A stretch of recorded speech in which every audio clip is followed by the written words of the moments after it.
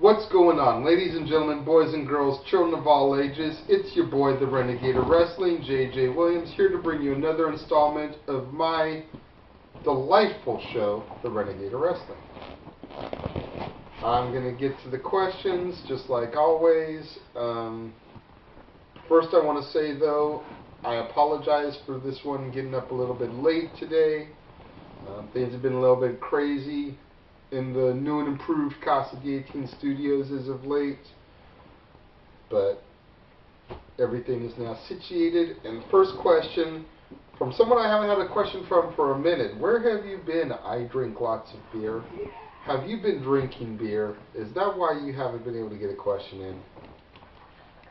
Hey JJ, if you could erase one person or character from wrestling history, who would it be and why? Well, I can tell you who it wouldn't be. It would not be Chris Benoit. If I had to erase one person or character from wrestling history, it would probably have to be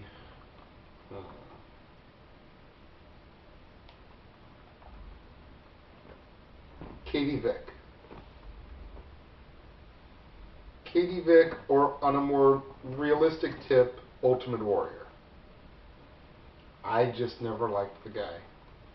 And the fact that he held up Vince for money prior to SummerSlam, that's just not the person you want to go down in the annals of wrestling history. So there's that one. WWE anime fans, since WrestleMania season and lots of rumors running during this time, my questions are: 1. What 3 rumors will never die out? 2. What is the funniest rumor you read that you always questioned? And 3. What rumors do you always want to see come true? What 3 rumors will never die out? That's a tough one, WWE anime fans. Probably Sting versus Undertaker is a rumor that'll never die.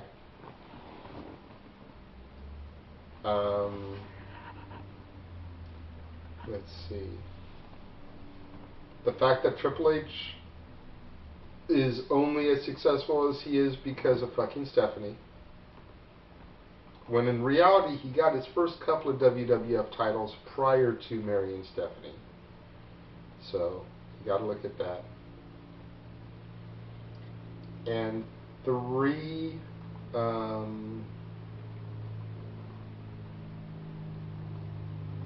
Eddie's still alive and he's just chilling somewhere in the Caribbean, lying to us all. Yeah. Funniest rumor that I always questioned: Macho Man fucking Stephanie. For a long time I heard that the reason he wasn't getting put in the Hall of Fame was because he had relations with Stephanie McMahon.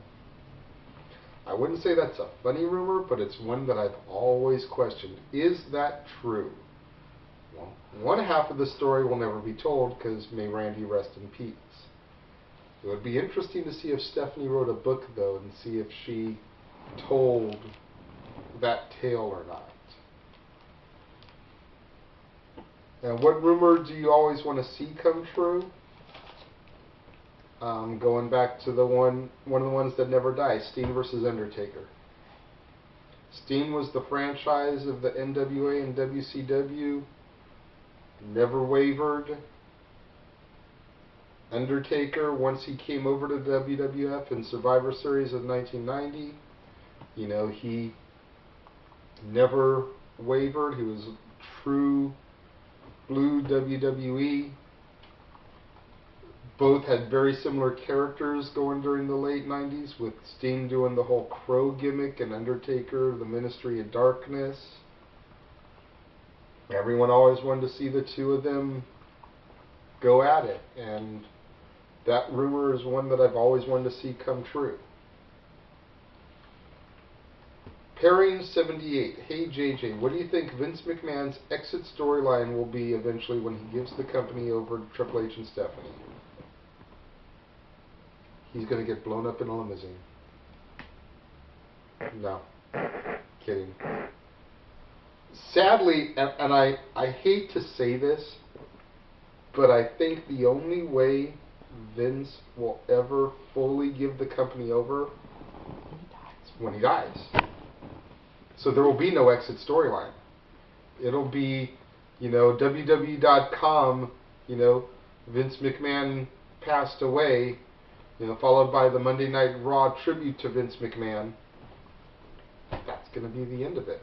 And that'll be when Triple H and Stephanie take full control. As long as Vince McMahon is breathing and has, enough mental capacity to know what he's doing, and not have like Alzheimer's or anything like that, Vince is going to be holding on to that little bit of the company that allows him to still have say in what goes on. Jan Jap Abink, I apologize if I pronounced that wrong. Facebook question: when will The Undertaker return on Raw? Well, all signs point to him being there tonight. I'm going to bring up something that one of my buddies posted on Facebook today. And I'm going to read verbatim what it says here. It says, and I quote, according to ProWrestling.net, The Undertaker has been spotted at the airport in Buffalo, the host city of tonight's old school edition of Raw. Additionally, WZ received an anonymous tip yesterday that The Undertaker and John Cena were spotted together in Pittsburgh on their way to Buffalo. There's no word whether or not Undertaker is confirmed to appear tonight, but the above information, along with recent speculation, makes it likely that Taker will be returning to TV tonight in Buffalo. I mean, it's old school Raw. You gotta have The Undertaker on old school Raw. And there's a bunch of different ways they could play this. They could do what they did last time and have the Brothers of Destruction. They could do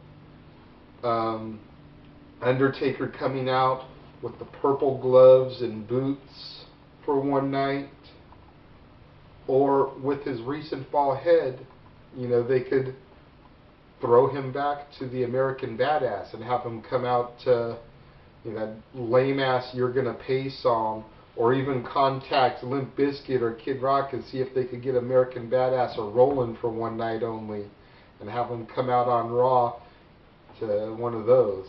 I'm getting the middle finger in the background from Pinky, but come on. Go back and listen to the American Badass theme songs. American Badass Kid Rock, fucking awesome.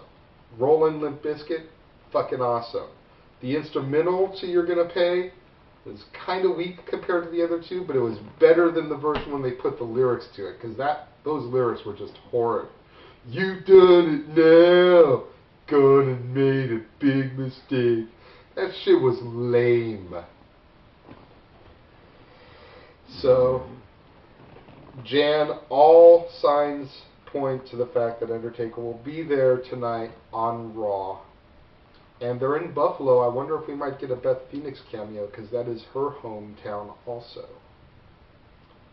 Final question I've got for today comes from David Anthony Hunter. Hey JJ, I have two questions. I just got the best of Saturday Night Main Event, and it's amazing because some of the matches on there I had on video are now... my question is, what DVD do you own that you can't stop watching?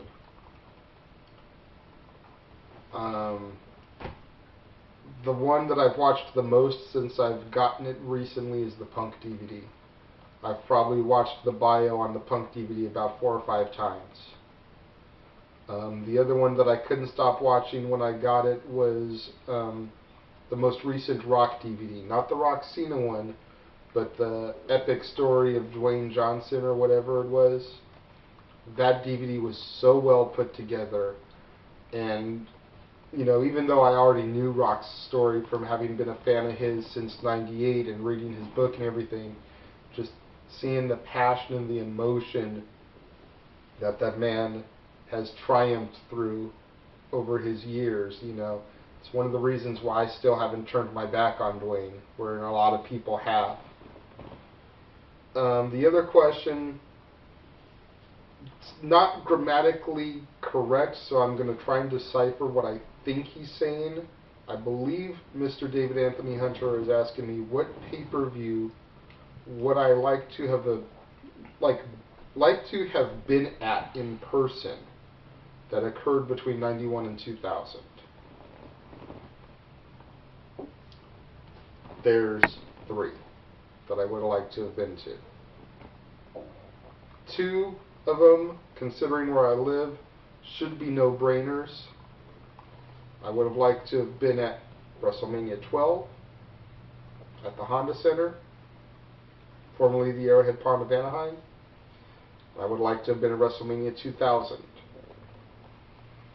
The 3rd one, King of the Ring 98 at the Igloo in Pittsburgh, Pennsylvania. I would have loved to have been there to witness that Hell in a Cell match live and in person. I have seen a number of matches in all my going to shows. I've never seen a Hell in a Cell match live. And I would love to have been able to have been there for that classic encounter between The Undertaker and Mankind. So that's it for today. Get your questions in. Video questions, I think I have one that I need to download. I apologize for not getting that on here sooner.